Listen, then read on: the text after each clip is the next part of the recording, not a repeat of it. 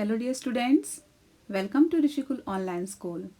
Let's continue chapter number 12 of history, in which we are discussing about the rise of Indian nationalism. This is the next module of the chapter, and in this module we shall study about the First World War. The First World War broke out in 1914.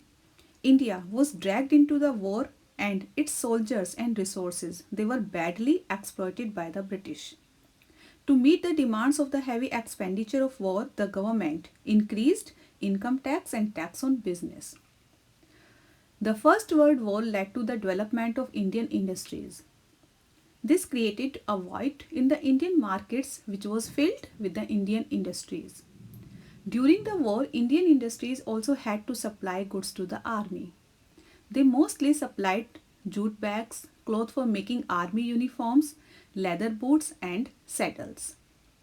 The Government of India Act, which was passed in 1919. So this was popularly known as the Montague-Chelmsford Reform. Its main features were a bicameral legislature was established at the center, that is, the center was now to have two houses, the Council of State and the Central Legislative Assembly. Diarchy, it was introduced, which was a kind of double government in the provinces. Under this governor, he was responsible for the subjects like justice, police and revenue, while Indian ministers, they were responsible for education and public health. The act did not satisfy the Indians. The system of diarchy was biased as all the important subjects were under the control of the government. The advent of Mahatma Gandhi. Mahatma Gandhi was born on 2nd October 1869 at Porbandar in Gujarat. His full name was Mohandas Karamchand Gandhi. He studied law in England. Then he went to South Africa to practice law and stayed there for about 20 years. Gandhiji returned to India in 1915 at the age of 46. By then, he had earned great respect and popularity both at national and international levels. In his initial years, he travelled throughout the country to understand the people, their state of affairs and their needs.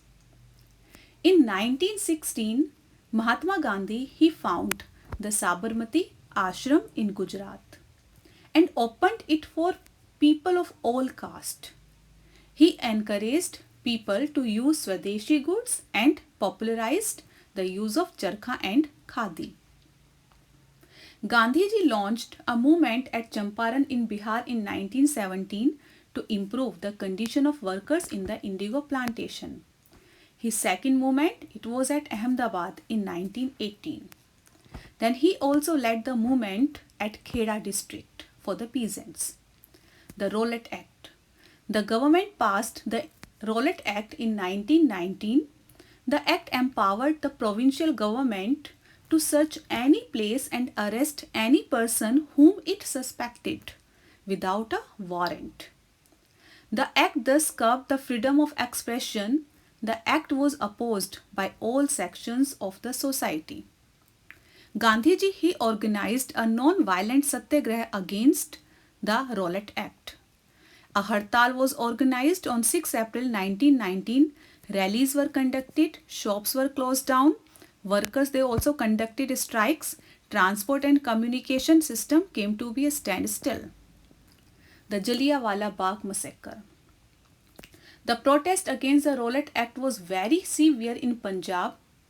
On 10th April, a public meeting was organized at Jallianwala Bagh in Amritsar to protest against the arrest of national leaders.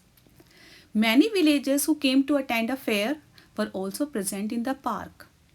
General Dyer, he reached the meeting place along with the British troop. He ordered the troops to fire.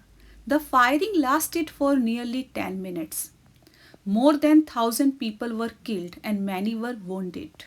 This incident, it is called Jallianwala Bagh massacre. So dear children, this was all about this module.